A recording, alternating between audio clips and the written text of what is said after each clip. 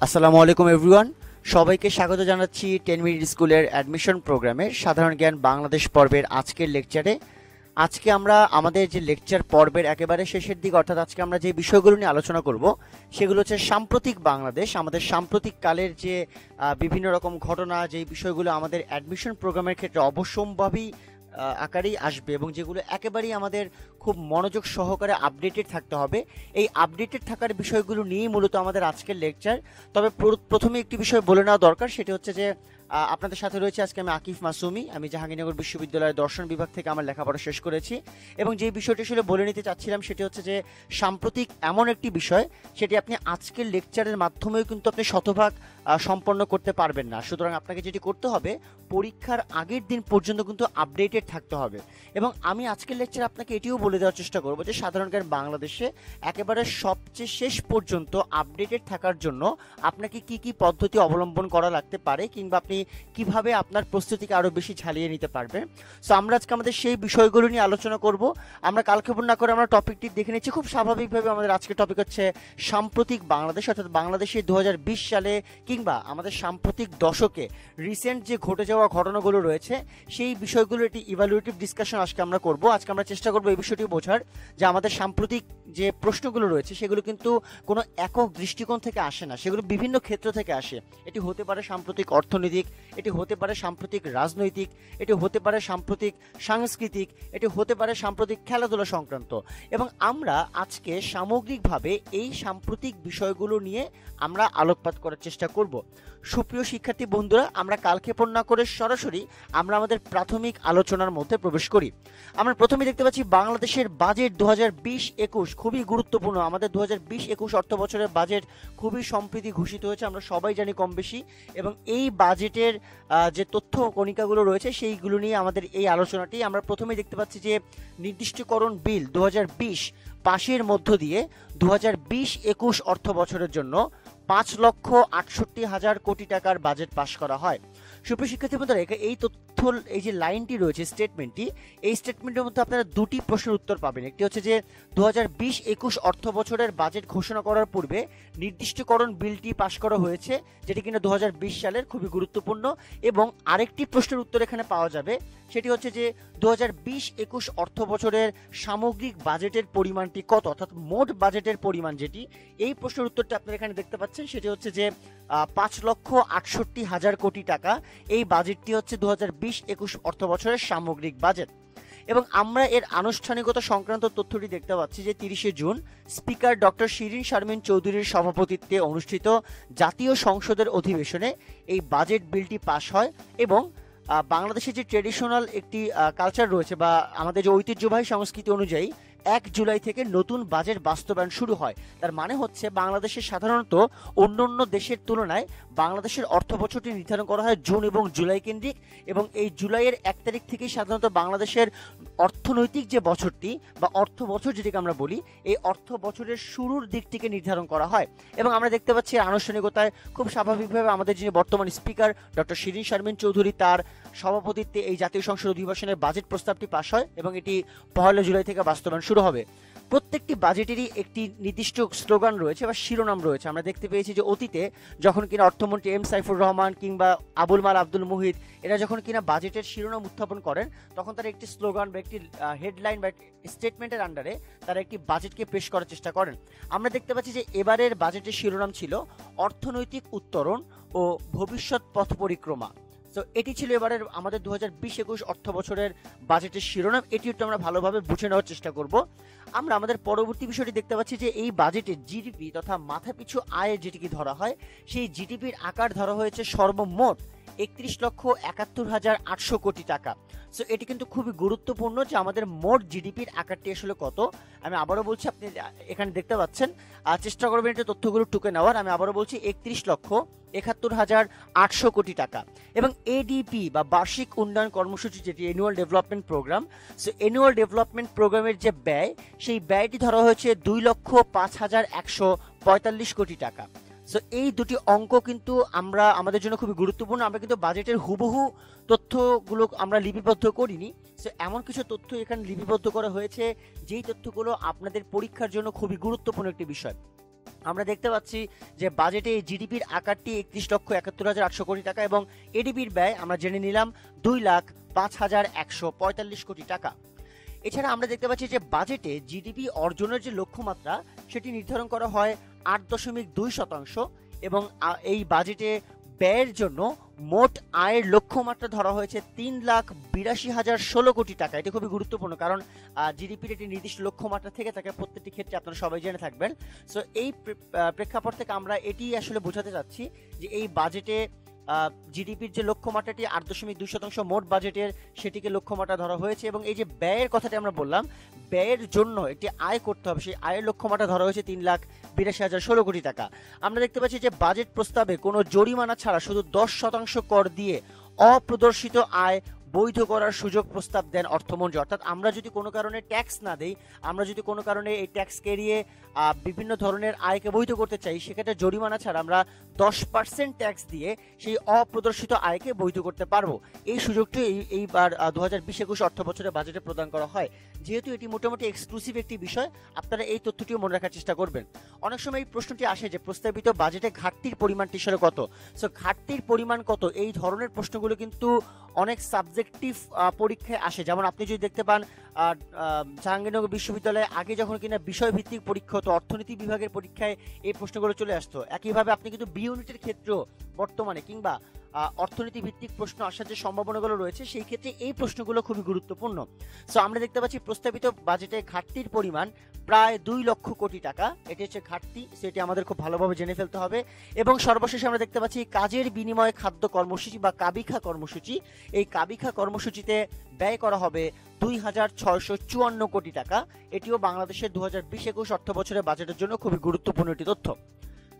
এই ছিল মোটামুটি বাংলাদেশের 2020-21 অর্থ বছরের যে বাজেট, যেটি কিনা আমাদের সাম্প্রতিক সময়ের জন্য, সাম্প্রতিক বাংলাদেশের ক্ষেত্রে খুবই রিসেন্ট একটি তথ্য এবং এখান থেকে প্রশ্ন আসার সম্ভাবনা কিন্তু অনেকখানি।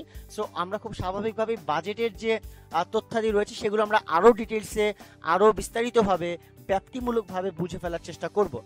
আমরা আমাদের পরবর্তী আলোচনা দেখতে পাবো, সেটা হচ্ছে আমরা এখানে বাজেট 2020-21 খুবই গুরুত্বপূর্ণ আরেকটি বিষয় দেখতে পাচ্ছি। সেটা হচ্ছে অনেক সময় কিন্তু প্রশ্ন আসে যে অমুক বাজেটে অমুক খাতে কত পরিমাণ বরাদ্দ দেওয়া হয়েছে। সো এই বিষয়টিকে বিশ্লেষণ করার জন্যই মূলত আমরা দুটি চিত্র রেখেছি এখানে, যে আমরা আমাদের বিভিন্ন উন্নয়ন বাজেট বা পরিচালন বাজেটের ক্ষেত্রে কিভাবে করে এই বিষয়টিকে জাজ করতে পারে। আমরা দেখতে পাচ্ছি, আপনি দুটি চিত্র দেখতে পাচ্ছেন এবং দুটি চিত্রের মধ্যে একটিকে বলা রয়েছে অর্থায়নের উৎস এবং আরেকটি হচ্ছে সম্পদের ব্যবহার। সো দুটি গুরুত্বপূর্ণ। কেন গুরুত্বপূর্ণ? অর্থায়নের উৎস এটির সাথে আসলে বাংলাদেশের অভ্যন্তরীণ যে বিষয়ের পাশাপাশি দেশীয় যে অর্থায়নটি রয়েছে, সেই অর্থায়নটি এখানে জড়িত। সেটা হতে পারে বৈদেশিক অনুদান বা ঋণ, সেই আলোচনা আমরা আসবো। এবং আমরা এখানে দেখতে পাচ্ছি বাংলাদেশের অভ্যন্তরীণভাবে যে সম্পদগুলো রয়েছে, সেই সম্পদের ব্যবহারটি কেমন বা সেখানে বরাদ্দটি কেমন। সো আমরা এখানে বিভিন্ন ভর্তুকি, প্রণোদন এবং পেনশনের একটি ব্যাখ্যা আমরা জানতে পারবো। আমরা ঠিক এই অ্যানালাইসিসটি শুরু করব। প্রথমে আমরা যেটি দেখতে পাচ্ছি সেটা হচ্ছে অর্থায়নের উৎস কেন্দ্রিক আলোচনা। আমরা প্রথমে যে বিষয়টিকে বুঝে ফেলার চেষ্টা করব যে বাংলাদেশের পরিচালনা এবং উন্নয়ন বাজেটের ক্ষেত্রে যে মোট বরাদ্দ 5,68,000 কোটি টাকা, এর মধ্যে জাতীয় রাজস্ব বোর্ডের নিয়ন্ত্রিত কর কত। আপনারা এখানে নিয়ন্ত্রিত কর দেখতে পাচ্ছেন 58.1%। সো এই 58.1%-এর একটি বর্ণনা এখানে রয়েছে। সো আমরা যদি 5,68,000 কোটি টাকার 58.1%কে ইভ্যালুয়েট করি, সেটি কিন্তু হবে পরিমাণ অনুযায়ী 3,30,000 কোটি টাকা। সেটি খুবই গুরুত্বপূর্ণ। এবং যদি কোনো কারণে এই রাজস্ব বোর্ডের নিয়ন্ত্রিত করের যে পার্সেন্টেজটি আপনারা দেখতে পাচ্ছেন, এই পার্সেন্টেজের ব্যাখ্যাটিকে আমরা একটু সন্নিবেশিত করার চেষ্টা করি। আমরা দেখতে পাবো মূল্য সংযোজন কর বা ভ্যালু অ্যাডেড ট্যাক্স, এটি 37.9% নির্ধারণ করা হয়েছে। আমদানি শুল্ক নির্ধারণ করা হয়েছে 11.5%। আয়কর নির্ধারণ করা হয়েছে 31.5%। সম্পূরক শুল্ক নির্ধারণ করা হয়েছে 17.5% এবং অন্যান্য বা বিবিধ খাতে নির্ধারণ করা হয়েছে 1.6%। সো সামগ্রিক দৃষ্টিকোণ থেকে এটি মূলত 58.1% বা 3,30,000 কোটি টাকা যে রাজস্ব বোর্ড নিয়ন্ত্রিত কর, এটি ছিল মূলত আমাদের পরিচালনা এবং উন্নয়ন বাজেটের করের ব্যাখ্যাটি। এছাড়া আমরা যদি জাতীয় রাজস্ব বোর্ড বহির্ভূত কিন্তু কর কিছু রয়েছে, সেই করের পরিমাণটি আমরা দেখতে পাচ্ছি 2.6%। এটি খুবই গুরুত্বপূর্ণ। এবং এই কর ব্যতীত প্রাপ্তির পরিমাণ নির্ধারণ করা হয়েছে 5.8%। আমরা দেখতে পাচ্ছি বাংলাদেশের অভ্যন্তরীণ ঋণের যে পরিমাণটি, সেটি নির্ধারণ করা হয়েছে 19.4%। আমরা দেখতে পাচ্ছি বৈদেশিক যে ঋণ যেটি কিনা প্রাপ্ত হবে বিভিন্ন অবকাঠামোগত উন্নয়নের ক্ষেত্রে, সেই বৈদেশিক ঋণের পরিমাণটি দেওয়া আছে 13.4% মোট বাজেটের। এবং মোর ইম্পর্টেন্টলি বৈদেশিক যে অনুদান, যেটি কিনা দান আকারে বিবেচিত বিভিন্ন প্রাকৃতিক দুর্যোগের ক্ষেত্রে আমাদের খুবই গুরুত্বপূর্ণ একটি বিষয়টি বৈদেশিক অনুদান, সেটি নির্ধারণ করা হয়েছে 0.7%। সেই প্রত্যেকটি পার্সেন্টেজ ইভ্যালুয়েট করা হবে আপনার মোট বাজেটের উপর ভিত্তি করে। সুপ্রিয় শিক্ষার্থী বন্ধুরা, একটু বলে নেওয়া ভালো, সেটি হচ্ছে যে এই ফুল বিষয়টিকে ইভ্যালুয়েট করে ফেললাম আমরা, তো এর প্রত্যেকটি পরিমাণ থেকে যে কোনো একটি পরিমাণ আসার সম্ভাবনা অনেক বেশি। অনেক সময় প্রশ্ন আসে যে অমুক বাজেটের বা কিংবা সাম্প্রতিক বাজেট 2020-21 অর্থ বছরের বাজেটের অমুক খাতে বরাদ্দ কত, এই খাত ভিত্তিক যে বিভাজনটি সেটি আমাদের জানা দরকার। এবং আমরা এখন চিত্র 2-এ অভ্যন্তরীণ যে খাত ভিত্তিক সম্পদ বিভাজন সেই বিষয়টা আমরা একটু বোঝার চেষ্টা করব। আমরা এখানে দেখতে পাচ্ছি প্রথমে শিক্ষা এবং প্রযুক্তিতে বরাদ্দ রয়েছে 15.1%, এটি আমাদের জেনে ফেলতে হবে, যেটি কিনা গত বছর তুলনায় বরাদ্দটি আরও বেড়েছে। সুদ রয়েছে 11.2%, এটিও গুরুত্বপূর্ণ। পরিবহন ও যোগাযোগের পরিমাণটি হচ্ছে 11.4%। আমরা দেখতে পাচ্ছি স্থানীয় সরকার ও পল্লী উন্নয়ন বা এলজিইডি যেটাকে বলা হয়, সেখানে বরাদ্দ রয়েছে 7.0% বা 7%। জ্বালানি এবং বিদ্যুৎ খাতের যে ভর্তুকি নয়, দুঃখিত, বা যে বরাদ্দটি বলা হয়েছে সেটি হচ্ছে 4.7%। স্বাস্থ্য খাতের বরাদ্দটি হচ্ছে 5.1%। কৃষি খাতের বরাদ্দটি হচ্ছে 5.3%। আমরা দেখতে পাচ্ছি প্রতিরক্ষা খাতের বরাদ্দটি হচ্ছে 6.1%। সব থেকে বেশি যে বরাদ্দ অভ্যন্তরীণ খাতে সেটা হচ্ছে জনপ্রশাসন খাত, এবং আমরা দেখতে পাচ্ছি জনপ্রশাসন খাতের বরাদ্দটি হচ্ছে 19.9%। সামাজিক নিরাপত্তা এবং কল্যাণ যে খাতটি রয়েছে সেই খাতে বরাদ্দ হচ্ছে 5.6%। জনশৃঙ্খলা এবং নিরাপত্তা এই খাতে রয়েছে 5.0% বা 5%। এবং গৃহায়ন ও গণপূর্ত যে কনসেপ্টটাকে আমরা বলে থাকি, সেই গৃহায়ন বিভাগে বরাদ্দ রয়েছে 1.2%। আমরা দেখতে পাচ্ছি বিনোদন, সংস্কৃতি ও ধর্ম এই কনসেপ্টটিতে বরাদ্দ রয়েছে 0.9%।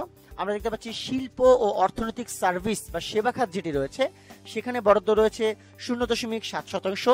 এবং এর বাইরে বিবিধ ব্যয় নির্ধারণ করা হয়েছে 0.8%।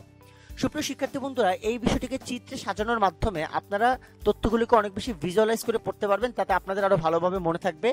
এই যে গোল চিত্রটি রয়েছে এটিকে ধরে ধরে পড়ার চেষ্টা করবেন, যাতে আপনারা প্রত্যেকটি খাতের বরাদ্দ বা খাত ভিত্তিক যে সম্পদের বিভক্তি বা বিভাজনটি রয়েছে সেটি ধরে খুব ভালোভাবে ব্যাখ্যা সহকারে আপনাদের জন্য বুঝতে সুবিধা হয়। সো এই তথ্য বা চিত্র আকারে যদি আমরা কোনো কারণে পড়ার চেষ্টা করি, সেটি আমাদের অবশ্যই আরো ভালোভাবে মনে থাকার কথা। এই ছিল মূলত আমাদের এক নজরে বাজেট 2020-21 একটি পটভূমি, একটি ইভ্যালুয়েশন আমরা করলাম। আমরা দেখতে পেলাম যে কোন কোন অভ্যন্তরীণ সম্পদের খাত বিভাজনে কত পরিমাণ বরাদ্দ দেওয়া হয়েছে, এবং আমরা এটিও দেখতে পেলাম যে বাংলাদেশে যে বৈদেশিক অর্থায়নের উৎসটি রয়েছে সেই প্রেক্ষাপট থেকে কিভাবে বৈদেশিক ঋণ অনুদান বা অন্যান্য কর ভিত্তিক পরিমাণ নির্ধারণ করা হয়েছে। সো এই ছিল মূলত আমাদের বাজেট কেন্দ্রিক আলোচনা, যেটি কিনা সাম্প্রতিক বাংলাদেশের ক্ষেত্রে খুবই গুরুত্বপূর্ণ একটি আলোচনার পটভূমি হিসেবে খ্যাত। সো আমরা আমাদের পরবর্তী আলোচনার দিকে মুভ করি। আমাদের পরবর্তী আলোচনাও খুবই গুরুত্বপূর্ণ, সেটি হচ্ছে 2020 সালের মাস ভিত্তিক যে তথ্য প্রবাহগুলো রয়েছে সেই মাস ভিত্তিক তথ্য প্রবাহ, এটি আমরা খুবই গুরুত্বপূর্ণ আমাদের জন্য জানা। সো আমরা এই বিষয়টি এখন জেনে ফেলার চেষ্টা করব। একেবারে জানুয়ারি মাস থেকে আমরা এখানে ধরে নিয়েছি বিভিন্ন বিষয়, এবং আপনারা প্রথমেই দেখতে পাচ্ছেন যে জানুয়ারিতে সবচেয়ে যে বিখ্যাত যে ঘটনাটি সেটি হচ্ছে 10ই জানুয়ারি বিশ্ব ইজতেমার প্রথম পর্ব শুরু হয়, এটিও খুবই গুরুত্বপূর্ণ এই অনুপাতে। এরপর আমরা দেখতে পাচ্ছি ফেব্রুয়ারি মাসের যে ইভ্যালুয়েশনটি সেটি হচ্ছে 3ই ফেব্রুয়ারি বাংলাদেশে এসএসসি ও সমমানের পরীক্ষা শুরু। কেন এটি জানা খুবই গুরুত্বপূর্ণ, কারণ আমরা জানি যে কোভিড-19 কারণে আমাদের অনেকগুলো বড় বড় পরীক্ষা, এটা হতে পারে এইচএসসি পরীক্ষা, বিশ্ববিদ্যালয়ে ভর্তি পরীক্ষা, যেটি আপনারা দিবেন কিছুদিন পর। সো এই বিষয়গুলো কিন্তু একটু মুখ থুবড়ে পড়েছে, অর্থাৎ এই যে কোভিড-19 পূর্বে বাংলাদেশে এসএসসি পরীক্ষাটি শুরু হয়েছে এবং শেষ হয়েছে, এই কনসেপ্টটিকে জেনে ফেলা আপনাদের জন্য বেটার, যেটি আমরা তারিখ সহকারে দেখতে পাচ্ছি। ফেব্রুয়ারি মাসের 3 তারিখ তথা 3ই ফেব্রুয়ারি এই বাংলাদেশে এসএসসি এবং সমমানের পরীক্ষা শুরু হয়। 2020 সালের 9 ফেব্রুয়ারি বাংলাদেশের একটি অসাধারণ অর্জন রয়েছে, এটি আমাদের জানা খুবই গুরুত্বপূর্ণ, সেটি হচ্ছে বাংলাদেশ যুব ক্রিকেট দল তারা যুব বিশ্বকাপ যেটি হয় তার শিরোপা অর্জন করেছে। অর্থাৎ আমরা সবাই জানি আন্ডার-19 ওয়ার্ল্ড কাপ, যেটি অনূর্ধ্ব 19 বিশ্বকাপ, এটিকে যুব বিশ্বকাপ বলা হয়। সো অনূর্ধ্ব 19 বিশ্বকাপে বাংলাদেশের যে যুব ক্রিকেট দল তারা যুব বিশ্বকাপের শিরোপা অর্জন করেন। আকবর এর নেতৃত্বাধীন যে দলটি রয়েছে তার সেই দলের একটি অনেক বড় অর্জন, এটি বাংলাদেশের জন্য নিঃসন্দেহে অনেক বড় একটি অর্জন। এটি হচ্ছে বাংলাদেশের যুব ক্রিকেট দলের যুব বিশ্বকাপের শিরোপা অর্জন 9 ফেব্রুয়ারি যেটি হয়। আমরা দেখতে পাচ্ছি মার্চ মাসে 1 মার্চ যেটি হয়, প্রথমবারের মতো বাংলাদেশে জাতীয় বীমা দিবস পালিত হয়েছে। আমরা জানি যে আমাদের বর্তমান বাংলাদেশে প্রায় বেসরকারি ক্ষেত্রে 78টি বীমা সংস্থা রয়েছে, সরকারি ক্ষেত্রে 2টি বীমা সংস্থা রয়েছে। এই বীমা সংস্থা কেন্দ্রিক যে সচেতনতা তৈরি করা কিংবা বিভিন্ন ধরনের আনুষঙ্গিক আলোচনা, সেই ক্ষেত্রে বাংলাদেশে প্রথমবারের মতো জাতীয় বীমা দিবস পালিত হয় 1 মার্চ। আমরা দেখতে পাচ্ছি 8 মার্চ বাংলাদেশে প্রথমবারের মতো 3 জনের দেহে করোনা ভাইরাস শনাক্ত হয়েছে। এটি কিন্তু খুবই গুরুত্বপূর্ণ যে বাংলাদেশে প্রথমবারের মতো করোনা ভাইরাস শনাক্ত হয় কবে বা কত তারিখে। এটি হচ্ছে মার্চ মাসের 8 তারিখে। এটি আমরা একটু ভালোভাবে জেনে নেওয়ার চেষ্টা করবো যে বাংলাদেশে প্রথমবারের মতো 3 জনের দেহে করোনা ভাইরাস শনাক্ত হয়। আমরা দেখতে পাচ্ছি 10 মার্চ একটি রায় দেওয়া হয়, যেটি বাংলাদেশের ক্ষেত্রে জয় বাংলাকে জাতীয় স্লোগান হিসেবে হাইকোর্ট কর্তৃক রায় প্রদান করা হয়। এটি বর্তমানে বাংলাদেশের জাতীয় স্লোগান হিসেবে বিবেচিত এবং যেহেতু এটি 2020 সালের নির্ধারণ করা হয়েছে, সুতরাং আমাদের একটু তারিখ অনুপাতে জেনে ফেলতে হবে যে এটি কখন বা কত তারিখে এই বিষয়টি নির্ধারণ করা হয়েছে। খুব স্বাভাবিকভাবে আমরা জানতে পারলাম 2020 সালের 10 মার্চ জয় বাংলা জাতীয় স্লোগান হিসেবে হাইকোর্ট কর্তৃক রায় প্রদত্ত হয়েছে। এবং 18 মার্চ আমরা দেখতে পাচ্ছি 8 মার্চের তথ্যের পাশাপাশি যে 18 মার্চ প্রথম করোনা ভাইরাসে আক্রান্ত রোগীর মৃত্যু সংঘটিত হয়। এবং আমরা জানি যে এর আগেই 11 তারিখে কিন্তু বিশ্বব্যাপী করোনা ভাইরাসকে মহামারী আকারে বিশ্বব্যাপী মহামারী আকারে সাব্যস্ত করা হয় এবং এটি কিন্তু বাংলাদেশে ছড়িয়ে পড়ার ক্ষেত্রে এই যে প্রথম রোগীর মৃত্যু, এই বিষয়টিকে আমাদের খুবই গুরুত্বপূর্ণ বা মনোযোগ আকারে জেনে ফেলতে হবে। প্রথম করোনা ভাইরাস আক্রান্ত রোগীর মৃত্যুটি হয় মার্চ মাসের 18 তারিখ। এপ্রিলের খুব 2টি গুরুত্বপূর্ণ তথ্য আমরা দেখতে পাচ্ছি যে বঙ্গবন্ধু শেখ মুজিবুর রহমানের খুনি আব্দুল মাজেদের ফাঁসি কার্যকর করা হয় এবং এই বঙ্গবন্ধু শেখ মুজিবুর রহমানের খুনি তিনি দীর্ঘদিন যাবৎ পলাতক ছিল, সেই সাপেক্ষে তাকে পরবর্তীতে পাকড়াও করা হয় এবং তার যে ফাঁসি কার্যকর করা হয়। আমরা দেখতে পাচ্ছি 18 এপ্রিল বাংলাদেশের সংসদের ইতিহাসে সংক্ষিপ্ততম অধিবেশন অনুষ্ঠিত হয়। এটি কিন্তু খুবই গুরুত্বপূর্ণ, বাংলাদেশের ইতিহাসের আগে এত সংক্ষিপ্ত অধিবেশন কখনো সংগঠিত হয়নি, যেটি কিনা 2020 সালের 18 এপ্রিল বাংলাদেশের সংসদের ইতিহাসে সংক্ষিপ্ততম অধিবেশন অনুষ্ঠিত হয়। সুপ্রিয় শিক্ষার্থী বন্ধুরা, আমরা আরো কিছু মাসভিত্তিক তথ্য প্রবাহের দিকে আলোকপাত করব, আমরা আমাদের পরবর্তী আলোচনায় দেখব। আমরা দেখতে পাচ্ছি মে মাসে খুবই গুরুত্বপূর্ণ একটি ঘূর্ণিঝড় 20 মে যেটি, সেখানে ঘূর্ণিঝড় আমফান পশ্চিমবঙ্গ এবং বাংলাদেশের উপকূলীয় অঞ্চলে আঘাত হানে। এটি কিন্তু খুবই আলোচিত একটি ঘূর্ণিঝড়, যেটি কিনা বাংলাদেশেও আঘাত হেনেছে এবং এই 20 মে এটি আসলে ঘূর্ণিঝড় বাংলাদেশের উপকূলীয় অঞ্চলে আঘাত হানে। আমরা কিন্তু তারিখটা ম্যাক্সিমাম ক্ষেত্রে ভুলে যাই। 2020 সালের সাম্প্রতিক আলোচনার ক্ষেত্রে আমাদের তারিখটি কিন্তু খুবই ইম্পর্টেন্ট। আমরা দেখতে পাচ্ছি জুন মাসে 21 জুন বছরের প্রথম বলয়গ্রাস সূর্যগ্রহণ অনুষ্ঠিত হয়। এটি কেন গুরুত্বপূর্ণ, কারণ হচ্ছে এটি নির্দিষ্ট সময় পরপর অনুষ্ঠিত হয়। 2020 সালের ক্ষেত্রে 21 জুন এবং 21 জুন বলা হয় বিশ্বের আমাদের উত্তর গোলার্ধের সবচেয়ে বড় দিন। সেই সাপেক্ষে বছরের প্রথম বলয়গ্রাস সূর্যগ্রহণ এই সময়টিতে অনুষ্ঠিত হয়। আমরা দেখতে পাচ্ছি যে একই সাথে 25 জুন বাংলাদেশের সকল রাষ্ট্রায়ত্ত পাটকল বন্ধ করে সরকারি বেসরকারি অংশীদারিত্বে চালুর ঘোষণা দেওয়া হয়। এটিও খুবই গুরুত্বপূর্ণ, কারণ পাটকলগুলো একটা শেয়ারিং এর মাধ্যমে বা একটা অংশীদারিত্বের মাধ্যমে যে চলবে, এক ধরনের পাবলিক প্রাইভেট পার্টনারশিপের আওতাভুক্ত হবে, সেটি কিন্তু অ্যাজিউম করা ছিল না। যাই হোক, সেটি কিন্তু পাটকল যে আলোচনাটি সেটি সরকারি বেসরকারি অংশীদারিত্বে চালু করা হয় অবশেষে। আমরা দেখতে পাচ্ছি 29 জুন রাজধানীর ঢাকার যে শ্যামবাজারে বুড়িগঙ্গায় লঞ্চ ডুবিতে অন্তত 34 জন নিহত হয়। অনেকে আপনারা এই ঘটনাটি জেনেছেন এবং একই সাথে এর যে ভিডিওটি ভাইরাল হয়েছে সেটিও আপনারা দেখেছেন, কিভাবে একটি নির্মম দুর্ঘটনা আমরা দেখতে পেয়েছি এবং সেই দুর্ঘটনার কারণে যে বুড়িগঙ্গায় লঞ্চ ডুবি ঘটে সেখানে 34 জন নিহত হয়। খুব বেশি গুরুত্বপূর্ণ না এই ধরনের ফ্যাকচুয়াল বিষয়গুলো, কিন্তু আমাদেরকে একটু রিস্কবিহীন থাকতে হয়, ঝুঁকিবিহীন থাকতে হবে, যে যদি কোনো কারণে এই তথ্যগুলো পরীক্ষায় চলে আসে যাতে আমরা উত্তর করতে পারি। এবং আপনারা দেখতে পাচ্ছেন প্রত্যেকটা মাসের গুরুত্বপূর্ণ তথ্য কিন্তু খুবই একটি বা দুইটি বা তিনটি আকারে চলে আসে। কারণটি আমি একটু ব্যাখ্যা করি। কারণটি হচ্ছে এরকম যে করোনা ভাইরাসের কারণে কিন্তু ম্যাক্সিমাম কর্মকাণ্ড স্থবির হয়েছিল, যার কারণে কিন্তু অনেক শাখা প্রতিষ্ঠান বা শিক্ষা প্রতিষ্ঠান বা অনেক ক্ষেত্রে বিভিন্ন কর্মকাণ্ড সুনিপুণভাবে সংগঠিত হয়নি। এর মধ্য থেকেও যে বিষয়গুলো সংগঠিত হয়েছে আমরা কিন্তু সেগুলোকেই সাম্প্রতিক ঘটনাবলীর আন্ডারে নিয়ে এসে আপনাদেরকে জানানোর চেষ্টা করছি এবং আপনারা এই বিষয়গুলোকে একটু টুকি নেওয়ার চেষ্টা করবেন। আমরা জুলাই মাসের একটি ব্যাখ্যা দেখতে পাচ্ছি যে জুলাই মাসের 14 তারিখে যশোর 6 এবং বগুড়া 1 আসনে এখানে একটা ভুল রয়েছে, আসনে হবে, আসনে উপনির্বাচন অনুষ্ঠিত হয়। সো এই 14ই জুলাইয়ের যে প্রেক্ষাপট, এটি আমাদের জেনে ফেলা খুবই গুরুত্বপূর্ণ। আমরা একই সাথে দেখতে পাচ্ছি পরবর্তীতে 19শে জুলাই বাংলাদেশে চীনের উদ্ভাবিত করোনা ভাইরাসের টিকার তৃতীয় ধাপের পরীক্ষামূলক প্রয়োগের জন্য আইসিডিডিআরবিকে অনুমোদন দেয় বাংলাদেশের যে চিকিৎসা গবেষণা পরিষদটি রয়েছে সেটি। এবং এটি কিন্তু জুলাই মাসের ক্ষেত্রে বলবো না, তার থেকেও বলবো যে বাংলাদেশের চিকিৎসা ক্ষেত্রে অনেক বড় একটি অর্জন।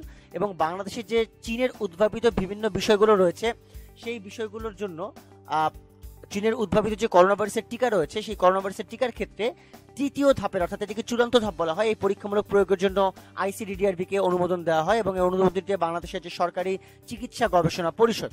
আমরা একই সাথে দেখতে পাচ্ছি 23শে জুলাই কক্সবাজারের খুরুশকুলে বিশ্বের সর্ববৃহৎ জলবায়ু উদ্বাস্তু আশ্রয়ন প্রকল্প, যেটি খুরুশকুল আশ্রয়ন প্রকল্প, এটির উদ্বোধন করা হয়। মাননীয় প্রধানমন্ত্রী শেখ হাসিনা তিনি অনলাইনের মাধ্যমে এটির উদ্বোধন করেন। এবং এটি কিন্তু বিশ্বের সর্ববৃহৎ, এবং এটি কিন্তু খুব গুরুত্বপূর্ণ একটি বিষয়টি প্রশ্ন আকারে চলে আসতে পারে অনেক ক্ষেত্রে, যে যেহেতু এটি বিশ্বের সর্ববৃহৎ জলবায়ু উদ্বাস্তু আশ্রয়ন প্রকল্প, খুরুশকুল আশ্রয়ন প্রকল্প, সেটি আমাদের খুব ভালোভাবে জেনে ফেলতে হবে, যেটি কিনা 23শে জুলাই উদ্বোধন করা হয়। আমরা দেখতে পাচ্ছি আগস্ট মাস, যেটি কিনা আমাদের যেই মুহূর্তে আমি আপনাদেরকে এই লেকচারটি প্রোভাইড করছি সেই মুহূর্ত পর্যন্ত কিন্তু আগস্ট মাসই প্রবাহিত হয়েছে। এবং আগস্ট মাস অতিবাহিত হওয়ার ক্ষেত্রে আমরা দুটি গুরুত্বপূর্ণ তথ্য এখানে পেয়েছি। একটি হচ্ছে আগস্ট মাসের 5 তারিখে আমরা দেখতে পাচ্ছি খোরশেদ আলম সুজনকে চট্টগ্রাম সিটি কর্পোরেশনের প্রশাসক হিসেবে নিয়োগ প্রদান করা হয়। এটি খুবই গুরুত্বপূর্ণ একটি বিষয়, কারণ চট্টগ্রাম সিটি কর্পোরেশনের যে প্রশাসক সেটি গ্যাপ ছিল। এবং মোর ইম্পর্টেন্টলি 25শে আগস্ট আমাদের মুক্তিযুদ্ধের অন্যতম commander Chittaranjan Dutta, captain CR Dutta যাকে বলা হয়, তিনি মৃত্যুবরণ করেন। এটি আমাদের জন্য খুবই নির্মম একটি সংবাদ। এবং তিনি মৃত্যুবরণ করেন এই বছরের কিছুদিন আগে, অর্থাৎ 25শে আগস্ট চিত্তরঞ্জন দত্ত বা সিআর দত্ত তিনি মৃত্যুবরণ করেন। সুপ্রিয় শিক্ষার্থী বন্ধুরা, এই ছিল মোটামুটি আমাদের বাংলাদেশের যে সাম্প্রতিককালের মাসভিত্তিক যে তথ্য প্রবাহগুলো রয়েছে সেই মাসভিত্তিক তথ্য প্রবাহ কেন্দ্রিক আলোচনা, যেটি আমরা দেখতে পেলাম। আমরা এর পরবর্তীতে একটু জেনে নেওয়ার চেষ্টা করব 2020 সালে যারা যারা মৃত্যুবরণ করেছেন তাদের সম্পর্কে আমরা একটু জেনে নেওয়ার চেষ্টা করব। আমরা প্রথমে দেখতে পাচ্ছি যার নাম, তিনি হচ্ছেন আলাউদ্দিন আলী। এবং আলাউদ্দিন আলী হচ্ছেন বাংলাদেশের একজন বিখ্যাত সুরকার। এবং আমরা আলাউদ্দিন আলীর অনেকগুলো নাম শুনেছি। কেন আলাউদ্দিন আলী অনেক বেশি বিখ্যাত প্রথমেই বলিনি, সেটা হচ্ছে তিনি 8 বার জাতীয় চলচ্চিত্র পুরস্কার বিজয়ী। তিনি শুধুমাত্রই সুরকার না, তিনি একাধারে গীতিকার, তিনি একাধারে সুরকার, এবং তিনি একাধারে একজন প্রখ্যাত সঙ্গীত পরিচালক। এবং তার জন্ম হচ্ছে 1952 সালে। তিনি 9 আগস্ট, অর্থাৎ আগস্ট মাসের 9 তারিখে, অর্থাৎ কিছুদিন আগে তিনি মৃত্যুবরণ করেন আলাউদ্দিন আলী। এবং তিনি কিন্তু বাংলাদেশের অন্যতম বিখ্যাত একজন সাংস্কৃতিক ব্যক্তিত্ব, যার প্রাত্যহিক ক্ষেত্রে আমরা প্রত্যন্ত অঞ্চলের ক্ষেত্রে আমরা তার বিভিন্ন গান শুনেছি, গান দেখেছি, কিংবা তার যে বিভিন্ন ধরনের সঙ্গীত শিল্পের ক্ষেত্রে তার যে অবদান, সেই অবদানটি আমরা লক্ষ্য করতে পেরেছি। বছরের খুবই গুরুত্বপূর্ণ একটি আলোচিত মৃত্যুবরণের ঘটনা হচ্ছে এন্ড্রু কিশোরের মৃত্যুবরণ। এবং এন্ড্রু কিশোর তুলনামূলকভাবে আরও বেশি পরিচিত, কারণ হচ্ছে প্রজন্ম ভিত্তিকভাবে অতীতের প্রজন্ম এবং বর্তমান প্রজন্মের একটি বড় অংশ এন্ড্রু কিশোরকে খুব ভালোভাবে তারা চিনে। এবং এন্ড্রু কিশোর একজন বিখ্যাত সঙ্গীত শিল্পী আমাদের বর্তমান বাংলাদেশের, এবং তার জন্ম হচ্ছে 1955 সালে। এবং তিনি মৃত্যুবরণ করেন জুলাই মাসের 6 তারিখ, অর্থাৎ 6 জুলাই 2020 সালে তিনি মৃত্যুবরণ করেন। এবং এন্ড্রু কিশোর আমরা জানি যে তিনি তার বিভিন্ন ক্ষেত্রে, বিভিন্ন মিউজিক সিরিজের ক্ষেত্রে তিনি সঙ্গীত প্রকাশ করে থাকেন। এবং সেই সঙ্গীত প্রকাশের ক্ষেত্রে তার অবদানগুলো আমরা দেখতে পেরেছি, এবং তাকে একাধারে লিজেন্ড বলা হয় এই সঙ্গীত প্রকাশের ক্ষেত্রে। সুপ্রিয় দর্শক, সুপ্রিয় শিক্ষার্থী বন্ধুরা, আমরা এরপর দেখতে পাচ্ছি লতিফুর রহমান, খুবই গুরুত্বপূর্ণ একজন ব্যক্তিত্ব লতিফুর রহমান। এবং তিনি আসলে 2020 সালে মৃত্যুবরণ করেন। এবং আমরা লতিফুর রহমান তার একটি বিষয় জানি, তিনি একাধারে ট্রান্সকম গ্রুপের চেয়ারম্যান, এবং তিনি বিশিষ্ট শিল্পপতি, যিনি কিনা আমাদের বাংলাদেশের যে ব্যবসা বাণিজ্যের যে খাতে রয়েছে বা অর্থনৈতিক ক্ষেত্রে অনেক প্রভাবশালী একজন ব্যক্তিত্ব। এবং লতিফুর রহমান তার জন্ম হয়েছে 1945 সালে, এবং তিনি 2020 সালের জুলাই মাসের 1 তারিখ, অর্থাৎ 1 জুলাই তিনি মৃত্যুবরণ করেন। এবং লতিফুর রহমানের ক্ষেত্রে একটি কথা বলতে হয় যে ট্রান্সকম গ্রুপের কিন্তু যে বর্তমানে বাংলাদেশের বিভিন্ন স্পন্সরশিপ থেকে শুরু করে বিভিন্ন কর্পোরেট সোশ্যাল রেসপন্সিবিলিটিগুলো আমরা লক্ষ্য করতে পারি, সেখানে ট্রান্সকম গ্রুপের একটি বড় ধরনের অবস্থান রয়েছে। সেই পার্সপেক্টিভ থেকে এটিও আমাদের জানা খুব গুরুত্বপূর্ণ যে ট্রান্সকম গ্রুপের যিনি কিনা চেয়ারম্যান লতিফুর রহমান, তিনি 1 জুলাই মৃত্যুবরণ করেন। আমরা দেখতে পাচ্ছি বাংলাদেশের প্রখ্যাত রাজনীতিবিদ অ্যাডভোকেট সাহারা খাতুন এবং এটি খুবই গুরুত্বপূর্ণ। কেন? দুটি কারণে গুরুত্বপূর্ণ। তিনি হচ্ছেন বাংলাদেশের প্রথম নারী স্বরাষ্ট্রমন্ত্রী, এটি জানা খুবই গুরুত্বপূর্ণ। এবং অ্যাডভোকেট সাহারা খাতুন তিনি মৃত্যুবরণ করেন এই 2020 সালে। এবং তিনি একাধারে একজন আইনজীবী ছিলেন এবং অপরদিকে তিনি রাজনীতিবিদও ছিলেন। তিনি প্রখ্যাত তিনি বাংলাদেশের যে বর্তমান ক্ষমতাসীন রাজনৈতিক দল আওয়ামী লীগ, সেই আওয়ামী লীগের হয়ে তিনি রাজনীতি করে গেছেন। এবং অ্যাডভোকেট সাহারা খাতুন তিনি জুলাই মাসের 9 তারিখ অর্থাৎ 9 জুলাই তিনি মৃত্যুবরণ করেন। এবং এটি আমরা একটু জেনে ফেলবো যে তার জন্ম হয়েছে 1943 সালে তিনি জন্মগ্রহণ করেন।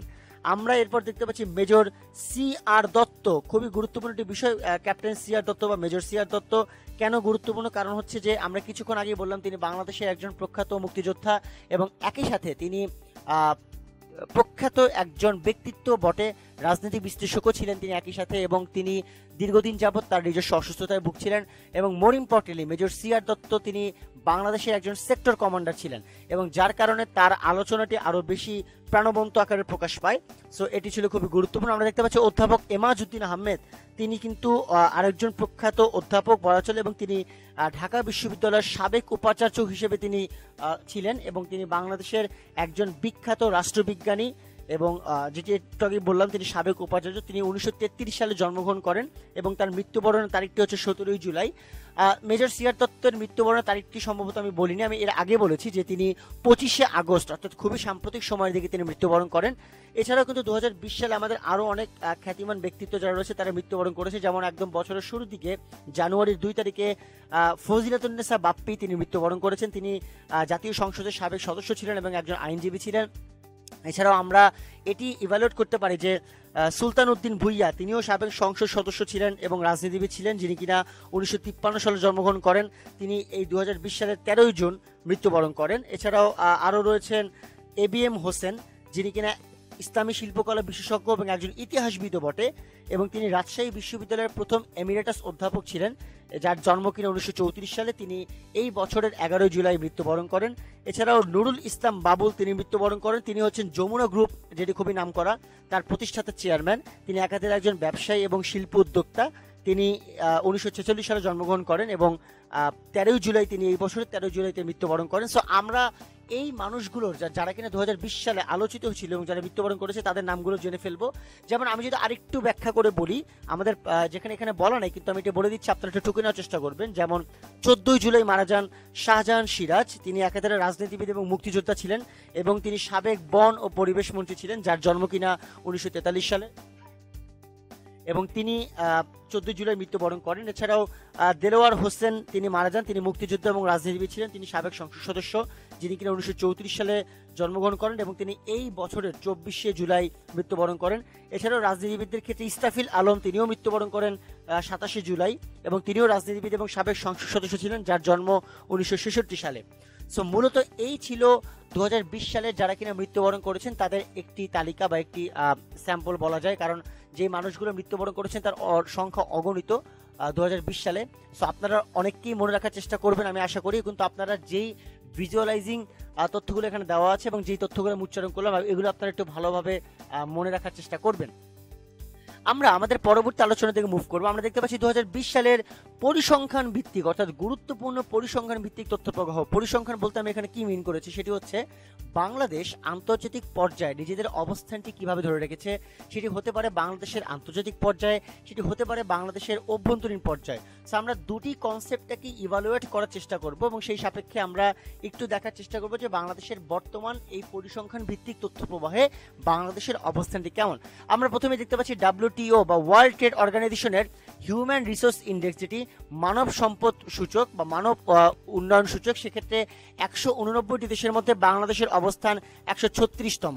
অর্থাৎ WTO যেটি মানব সম্পদ উন্নয়নটি করে থাকে সাধারণত প্রত্যেকটি ক্ষেত্রে তার একটি সূচক দাঁড় করে থাকে, সেখানে বাংলাদেশ বর্তমানে 136তম অবস্থানে, একটু ডিমিন বা একটু নিচের অবস্থানে বাংলাদেশ চলে এসেছে। আমরা দেখতে পাচ্ছি বাংলাদেশে যে আমরা রেমিটেন্স পাই, যেটি কিনা বাংলাদেশের অন্যতম বড় একটি বৈদেশিক আয়, সেই ক্ষেত্রে বাংলাদেশের দ্বিতীয় সর্বোচ্চ রেমিটেন্স আসে যুক্তরাষ্ট্র থেকে। এবং 2020 সালের পরিসংখ্যানটি লক্ষ্য করা গেছে যে সর্বোচ্চ রেমিটেন্সটি পায় বাংলাদেশ সৌদি আরব থেকে, এবং এটি খুব স্বাভাবিকভাবেই মধ্যপ্রাচ্যের যে শ্রমিক যে রপ্তানি আয়, সেই আয়ের ক্ষেত্রে এটি খুব ইম্পর্টেন্ট রেমিটেন্সের বিষয়টি। আমরা দেখতে পাচ্ছি যে বাংলাদেশের কৃষিভিত্তিক উপাদানের ক্ষেত্রে গম খুবই গুরুত্বপূর্ণ এবং গম আমদানিতে বিশ্বে বাংলাদেশের অবস্থান ষষ্ঠ, এটিও খুবই গুরুত্বপূর্ণ। আমরা দেখতে পাচ্ছি যে একটি ভিন্ন ধর্মী আবিষ্কার দেখতে পাচ্ছি, পাট, চিংড়ি ও কাঁকড়া। এখান থেকে পিপিই বা পার্সোনাল প্রোটেক্টিভ ইকুইপমেন্ট তৈরি করেছেন ডক্টর মোবারক আহমেদ খান। এই আবিষ্কারটি আমাদের জেনে ফেলা খুবই গুরুত্বপূর্ণ, কারণ করোনা ভাইরাসের কারণে পিপিই এর একটি চাহিদা বৃদ্ধি পেয়েছে এবং সেই পার্সপেক্টিভ থেকে যে পার্সোনাল প্রোটেক্টিভ ইকুইপমেন্ট তৈরি হওয়ার যে জায়গাগুলো রয়েছে সেখানে একটি কাঁচামাল ব্যবহারের ক্ষেত্রে পাট, চিংড়ি এবং কাঁকড়া ব্যবহৃত হচ্ছে এবং সেই ব্যবহৃত হওয়ার ক্ষেত্রে যে ইনভেনশনটি সেটি তৈরি করেছেন ডক্টর মোবারক আহমেদ খান। সুপ্রিয় শিক্ষার্থী বন্ধুরা, আপনারা কিন্তু এই সাম্প্রতিক আবিষ্কারগুলোকে খুব ভালোভাবে মনে রাখবেন, কেননা অতীতে আমরা দেখতে পেয়েছি পাটের জিনোম সিকোয়েন্সিং আবিষ্কার করেছেন ডক্টর মাকসুদুল আলম, সেই প্রশ্নটি কিন্তু সাম্প্রতিককালে চলে এসেছে। সুতরাং এই যে ইনভেনশনগুলো রয়েছে সেগুলোকে কিন্তু খুব মনোযোগ সহকারে বুঝে ফেলতে হবে। আমরা দেখতে পাচ্ছি WTOর একটি ইম্পর্টেন্ট রিভিউ হচ্ছে ওয়ার্ল্ড স্ট্যাটিস্টিক্যাল রিভিউ 2020 বা বিশ্ব পরিসংখ্যান প্রতিবেদন 2020। এই পরিসংখ্যান প্রতিবেদন অনুযায়ী পোশাক রপ্তানিতে একক দেশ হিসেবে বাংলাদেশের অবস্থানটি হচ্ছে দ্বিতীয়, শীর্ষে হচ্ছে চীন এবং তৃতীয় হচ্ছে ভিয়েতনাম। অর্থাৎ এটি প্রমাণ করে 2020 সালের প্রেক্ষাপট দাঁড়িয়ে বাংলাদেশ পোশাক রপ্তানিতে খুবই তাদের যে ডেভেলপমেন্টের সিকোয়েন্স সেটিকে তারা ধরে রাখতে সক্ষম হয়েছে। আমরা দেখতে পাচ্ছি 2020-এ এসে পণ্য রপ্তানিতে বর্তমান বিশ্বে বাংলাদেশের অবস্থান হচ্ছে 48তম, এটি খুবই গুরুত্বপূর্ণ। আরেকটি ভ্যালিড সোর্স আমরা দেখতে পাচ্ছি 2020 সালের দ্য ইকোনমিস্টের তথ্য মতে অর্থনৈতিক সক্ষমতার বিবেচনায় বাংলাদেশের অবস্থান হচ্ছে নবম, এটিও খুবই গুরুত্বপূর্ণ।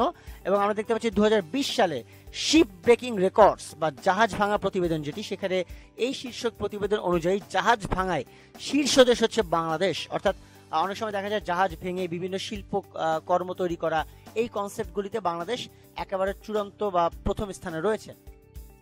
এবং আমরা একটা অভ্যন্তরীণ পরিসংখ্যান দেখতে পাচ্ছি যে বর্তমানে বাংলাদেশে ব্যাংক রেট হচ্ছে 4%, এটিও আমাদের একটু জেনে ফেলতে হবে ব্যাংক রেটের পরিমাণটি। এছাড়া আমরা দেখতে পাচ্ছি বিশ্ব জনসংখ্যা রিপোর্ট 2020 অনুযায়ী বাংলাদেশের জনসংখ্যা বৃদ্ধির হার 1.1%।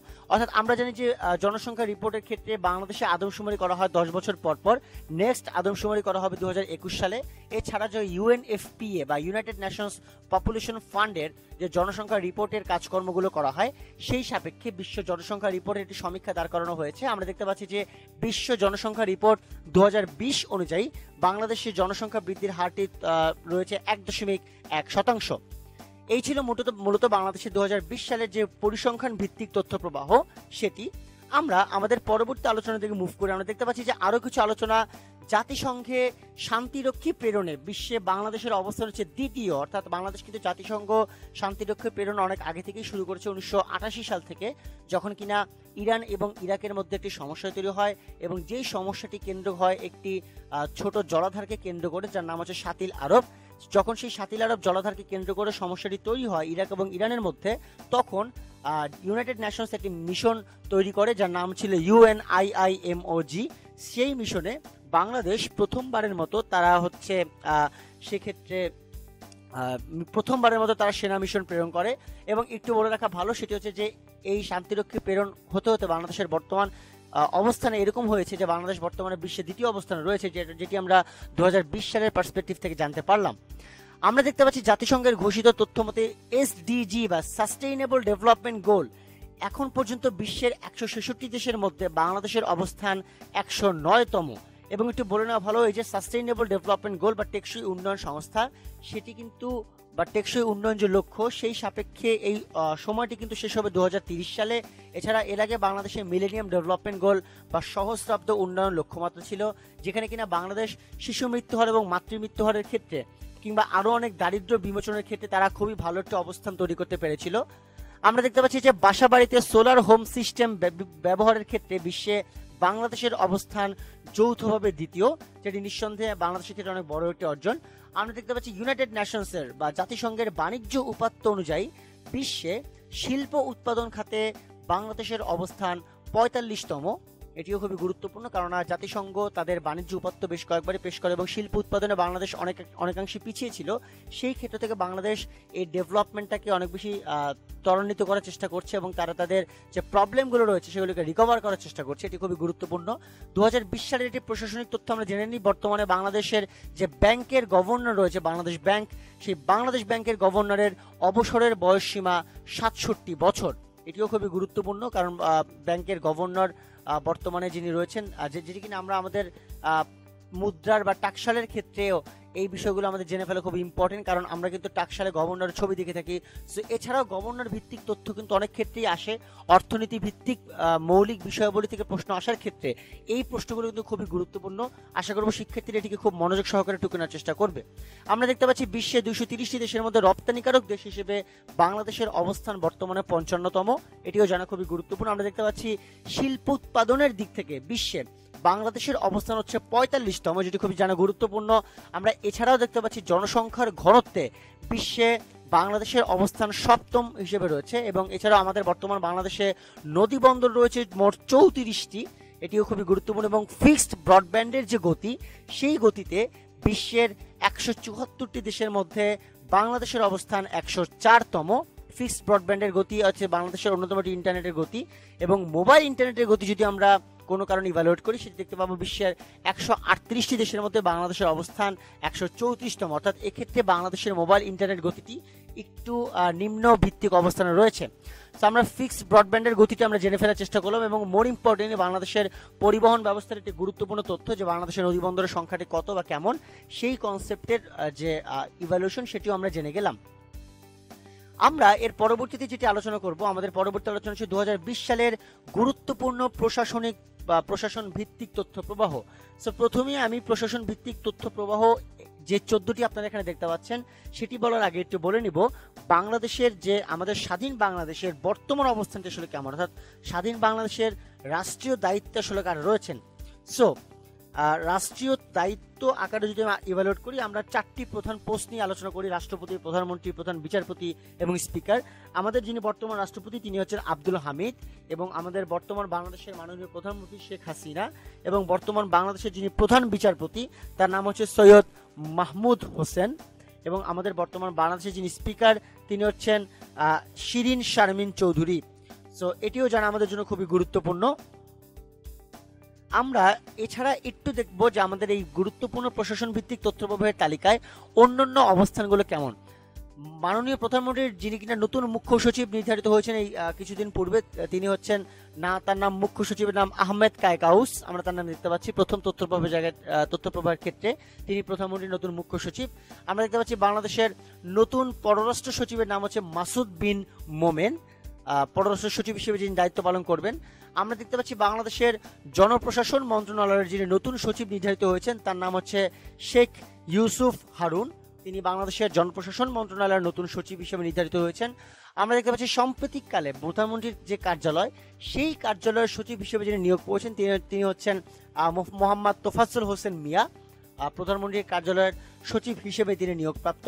এবং সম্প্রতি জাপানে বাংলাদেশের যিনি কিনা নবনিযুক্ত রাষ্ট্রদূত বা রাষ্ট্রদূত হিসেবে যিনি নিয়োগ পেয়েছেন তার নাম হচ্ছে শাহাবুদ্দিন আহমেদ, এটি জানা খুব গুরুত্বপূর্ণ। আমরা দেখতে পাচ্ছি যে এই 2020 সালে প্রথম মৎস্য অধিদপ্তরের প্রথম নারী মহাপরিচালক নির্বাচিত হয়, এবং যিনি কিনা এই প্রথম নারী মহাপরিচালক নির্বাচিত হয়েছেন তার নাম হচ্ছেন কাজী শামস আফরোজ, তিনি প্রথম নারী মহাপরিচালক।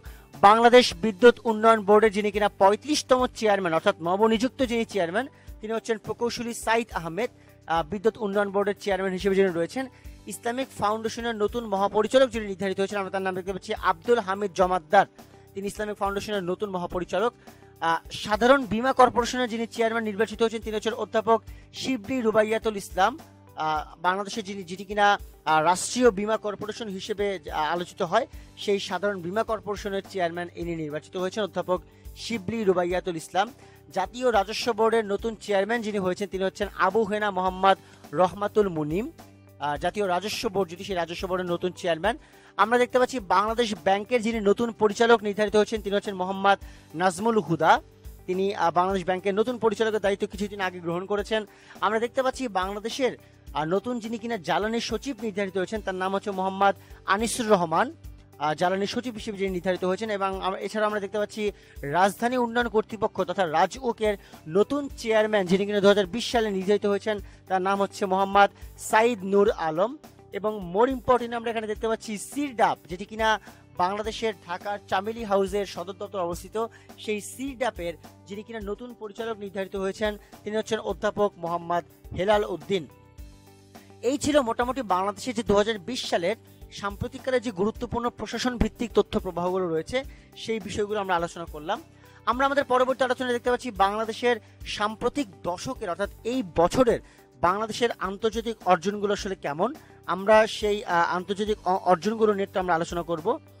আমরা প্রথমে যেটি দেখতে পাচ্ছি সেটি হচ্ছে যে বাংলাদেশের আন্তর্জাতিক অর্জনের ক্ষেত্রে প্রথমত 2017 সালে রাসায়নিক অস্ত্র নিরোধী যে আন্তর্জাতিক সংস্থা organization for the prohibition of chemical weapons অর্থাৎ OPCW, এই OPCWর ক্ষেত্রে বাংলাদেশের নির্বাহী পরিষদের চেয়ারম্যান বাংলাদেশ নির্বাচিত হয়েছে। এটি খুবই গুরুত্বপূর্ণ বাংলাদেশের একটি অর্জন, কেননা বাংলাদেশের এই যে বিভিন্ন ধরনের পারমাণবিক চুক্তি তারা স্বাক্ষর করেছিল, আমরা দেখতে পেয়েছি CTBT চুক্তি, NPT চুক্তি। এই সামগ্রিক দৃষ্টিকোণ থেকে এই আলোচনাটি খুবই গুরুত্বপূর্ণ, কেননা বাংলাদেশ প্রথমবারের মতো নির্বাহী পরিষদের চেয়ারম্যান নির্বাচিত হয়েছে কোনো একটি আন্তর্জাতিক সংস্থার, যার নাম হচ্ছে organization for the prohibition of chemical weapons বা OPCW। এছাড়াও আমরা দেখতে পাচ্ছি যে 1971 সালের 7ই মার্চ যেই ভাষণে বঙ্গবন্ধু শেখ মুজিবুর রহমান বাঙালির স্বাধীনতার ডাক দিয়েছিলেন, সেই ভাষণটি 2017 সালে বিশ্ব প্রামাণ্য ঐতিহ্য হিসেবে ইউনেস্কোর memory of the world international রেজিস্টারে যুক্ত হয়েছে। এটি খুবই কিন্তু গুরুত্বপূর্ণ একটি অর্জন। আমরা জানি যে আমাদের খুবই গুরুত্বপূর্ণ একটি ভাষণ বা গুরুত্বপূর্ণ যে স্বাধীনতার ডাক যেই ভাষণের মাধ্যমে অর্জিত হয়েছে 1971 সালের 7ই মার্চের ভাষণ, সেই ভাষণের ক্ষেত্রে এই স্বীকৃতিটা আমাদের জন্য খুবই গুরুত্বপূর্ণ, ইউনেস্কোর memory of the world international.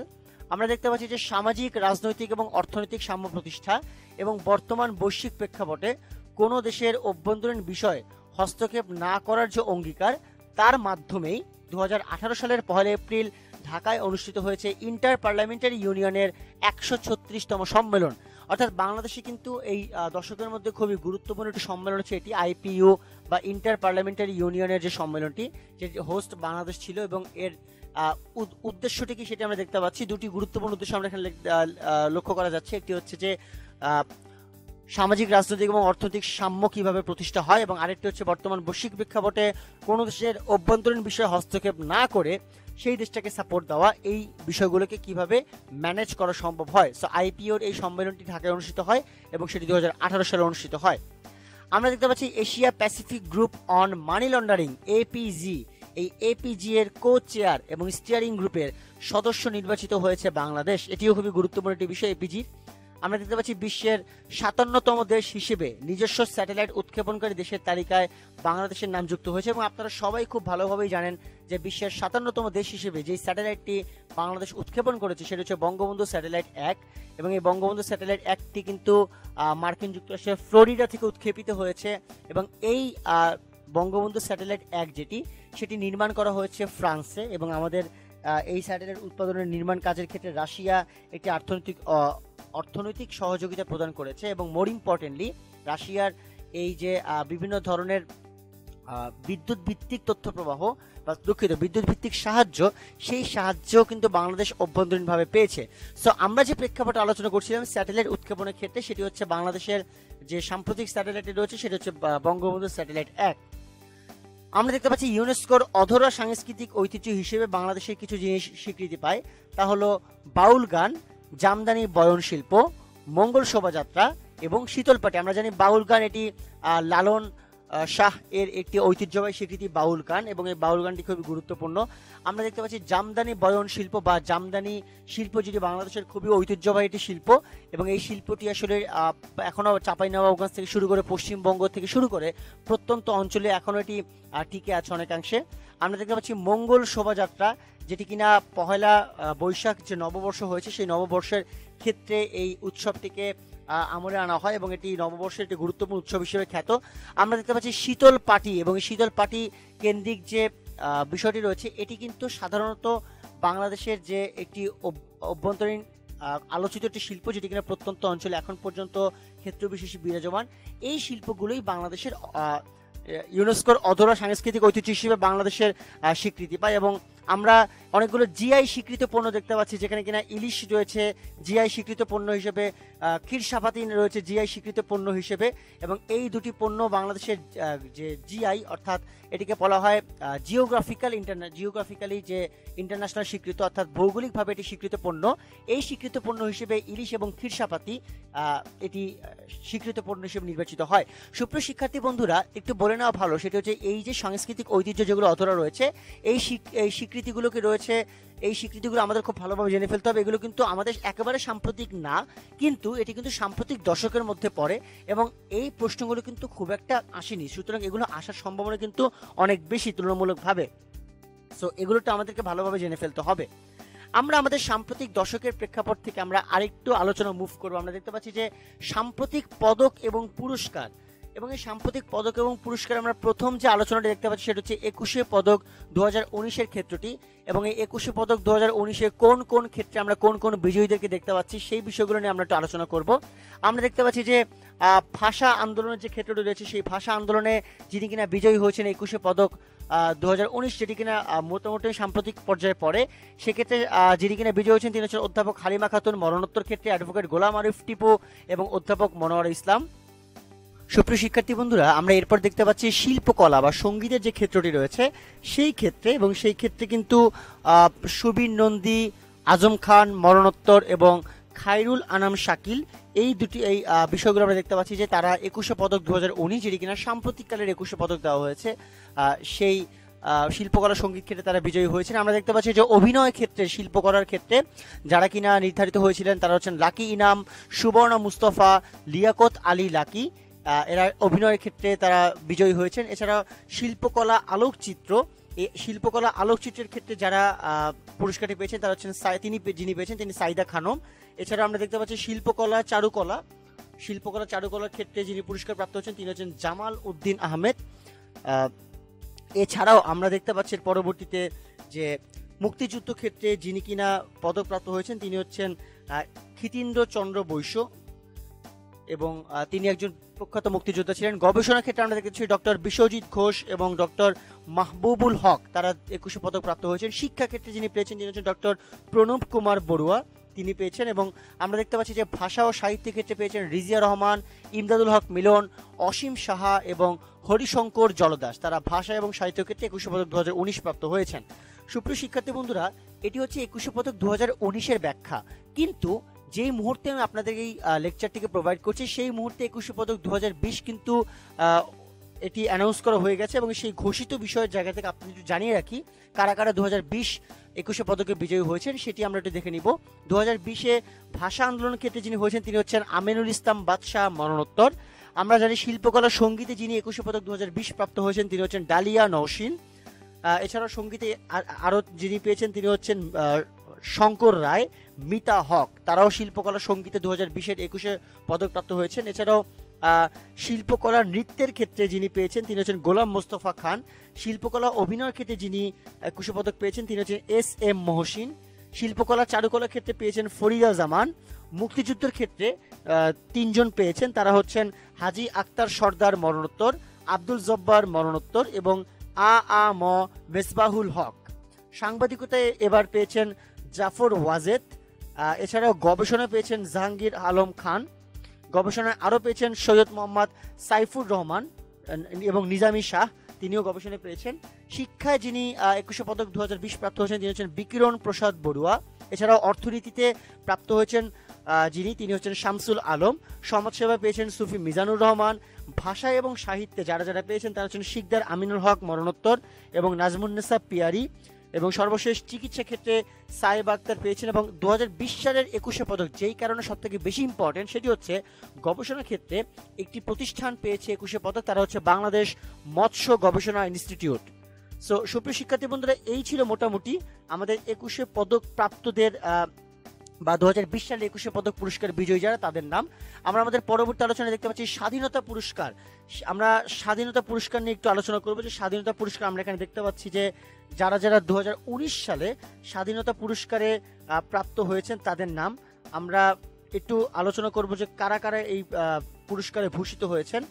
আমরা প্রথমেই দেখতে পাচ্ছি স্বাধীনতা এবং মুক্তিযুদ্ধের শহীদ মুফাজ্জল হায়দার চৌধুরী, মরণোত্তর শহীদ এটিএম জাফর আলম, এছাড়াও যিনি রয়েছেন তিনিও মরণোত্তর ইঞ্জিনিয়ার মোশাররফ হোসেন, ডক্টর কাজী মিসবাহুন নাহার, অধ্যাপক মোহাম্মদ খালেদ মরণোত্তর, আব্দুল খালেক মরণোত্তর, চিকিৎসাবিদ্যায় পেয়েছেন ব্রিগেডিয়ার জেনারেল ডাক্তার নুরুন নাহার ফাতেমা বেগম, সমাজসেবা আমরা দেখতে পাচ্ছি ডক্টর কাজী খলিকুজ্জামান আহমেদ, সংস্কৃতিতে যিনি পেয়েছেন তিনি হচ্ছেন মুর্তজা বশির, সাহিত্যে পেয়েছেন হাসান আজিজুল হক, গবেষণা এবং প্রশিক্ষণে স্বাধীনতা পুরস্কার পেয়েছেন অধ্যাপক ডক্টর হাসিনা খান।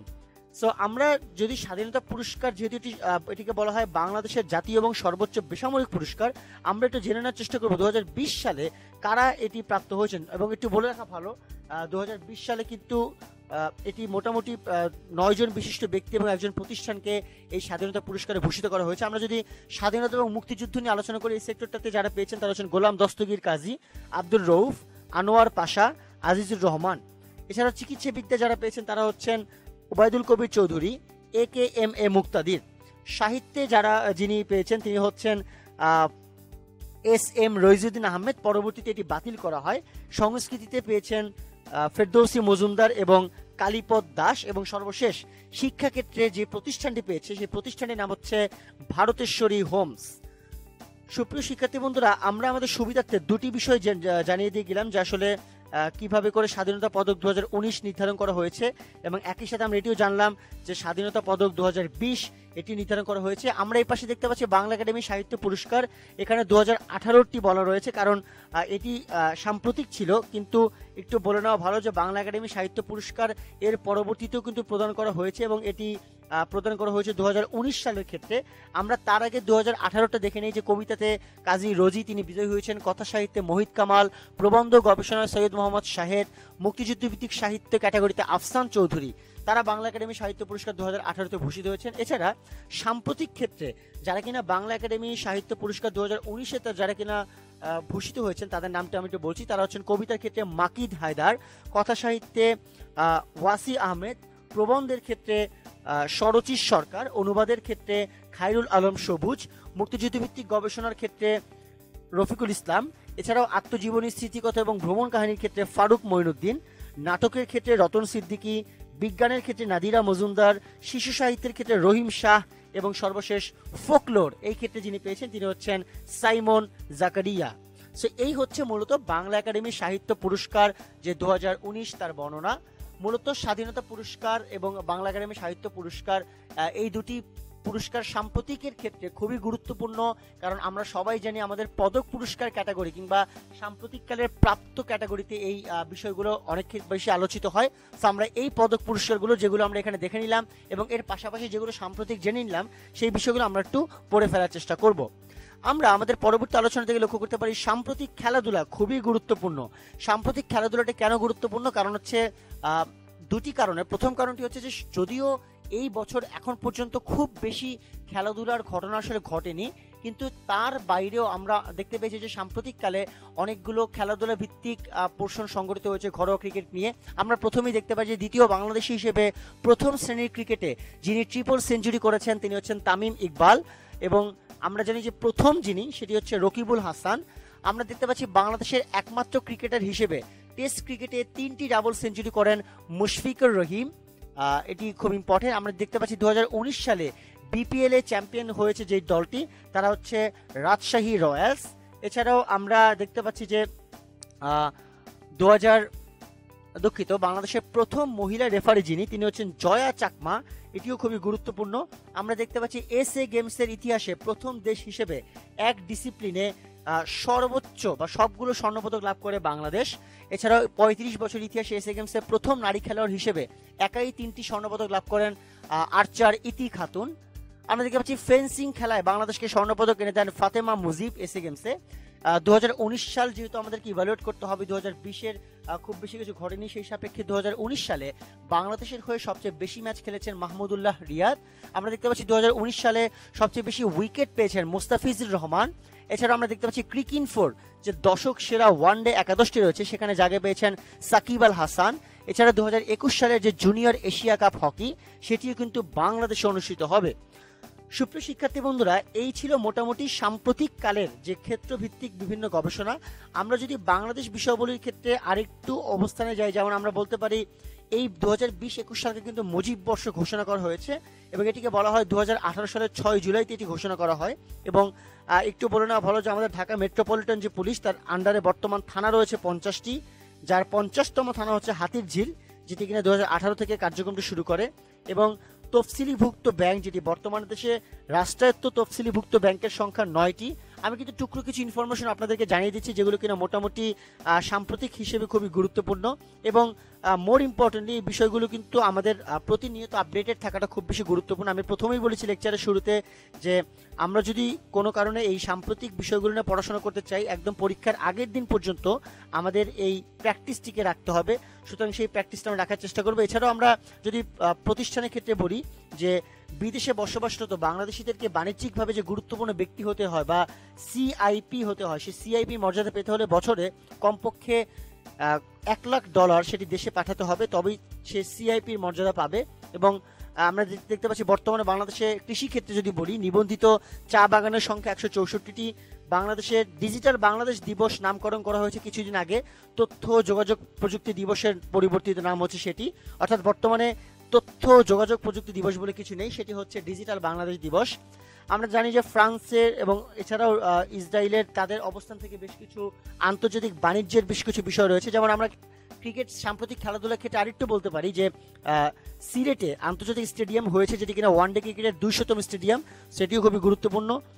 এবং আমাদের বঙ্গবন্ধু শিল্পনগর তৈরি করা হচ্ছে, যেটি কিনা চট্টগ্রামের মিরসরাই এবং ফেনী ঘিরে প্রতিষ্ঠিত দেশের সর্ববৃহৎ শিল্পনগর, যেটি কিনা 30,000 একর এই পরিমাণ জায়গা জুড়ে এটি রয়েছে। এবং এই হচ্ছে মূলত আমাদের সাম্প্রতিক বাংলাদেশের ক্ষেত্রে মোটামুটি একটি বিশ্লেষণ কেন্দ্রিক আলোচনা। এছাড়াও আমরা আরও অনেকগুলো আলোচনা নিয়ে হয়তোবা চেষ্টা করবো আলোচনা করার, আপনারাও চেষ্টা করবেন, কারণ এই কিন্তু আমাদের সাম্প্রতিক লেকচার। আমি একটু শেষের দিকে ধরিয়ে দেওয়ার চেষ্টা করি যে সাম্প্রতিক কালের আলোচনাগুলো আরও কীভাবে সন্নিবেশিত করা সম্ভব। প্রথমত আমরা সবাই কারেন্ট অ্যাফেয়ার্স পড়ি, কারেন্ট অ্যাফেয়ার্স পড়া আমাদের খুবই গুরুত্বপূর্ণ। সেই কারেন্ট অ্যাফেয়ার্সের একদম শুরুতে আপনারা দেখবেন আগের মাসের অনেকগুলো তথ্যভিত্তিক উপাত্ত রয়েছে, সবগুলো আমাদের পড়ার দরকার নেই। আপনারা বক্সের মধ্যে যে তথ্যভিত্তিক উপাত্তগুলো দেখতে পাবেন, সেই বিষয়গুলো আপনারা একটু মনোযোগ দিয়ে পড়ে ফেলবেন। এছাড়া কারেন্ট অ্যাফেয়ার্সের এর পরবর্তী 2-3 পেজ পরে আপনারা দেখতে পাবেন বিভিন্ন সমীক্ষা ভিত্তিক বলা রয়েছে, এবং যেই সমীক্ষা বা যেই সংগঠনগুলো আন্তর্জাতিক হিসেবে খ্যাত, সেই আন্তর্জাতিক সংগঠনের সমীক্ষাগুলো একটু দেখে ফেলার চেষ্টা করবেন। সাম্প্রতিকের জন্য আমি মনে করি এটি সব থেকে ভালো। এছাড়াও সম্ভবত আমরা আমাদের দৃষ্টিকোণ থেকে চেষ্টা করব সাম্প্রতিককালের যে বিষয়গুলো, বা চেষ্টা করেছি আমরা সাম্প্রতিককালের যে বিষয়গুলো এখন পর্যন্ত আলোচিত হয়েছে সেগুলো লেকচারে সন্নিবেশিত করে আপনাদের সামনে উপস্থাপন করার। সুপ্রিয় শিক্ষার্থী বন্ধুরা, সবাইকে আন্তরিক ধন্যবাদ জানাচ্ছি আজকের লেকচারে আমাদের সাথে থাকার জন্য, উপভোগ করার জন্য, এবং আশা করি আপনাদের সাম্প্রতিক যে তথ্যসমূহ রয়েছে সেগুলো বুঝতে সুবিধা হয়েছে, এবং সেই সাম্প্রতিক তথ্যগুলোকে চেষ্টা করুন আপনারা যত বেশি সম্ভব টুকে ফেলার, এবং আপনারা চাইলে ইন্টারনেটের সহযোগিতাও নিতে পারেন সাম্প্রতিকভাবে আপডেটেড থাকার জন্য। আশা করি আপনাদের এই সাম্প্রতিক ক্ষেত্রে কোনো ধরনের সমস্যা ভর্তি পরীক্ষার ক্ষেত্রে অনুভূত হবে না, এবং আপনারা খুব ভালোভাবে তথ্যগুলো মনে রাখতে পারবেন। আপনাদের সকলের প্রতি সেই শুভকামনাটি রইল। আবারও সকলকে আন্তরিক ধন্যবাদ জানাচ্ছি আজকের লেকচারটি উপভোগ করার জন্য। সবাই ভালো থাকবেন, সুস্থ থাকবেন, 10 মিনিট স্কুলের সাথেই থাকবেন। সবাইকে আন্তরিক ধন্যবাদ।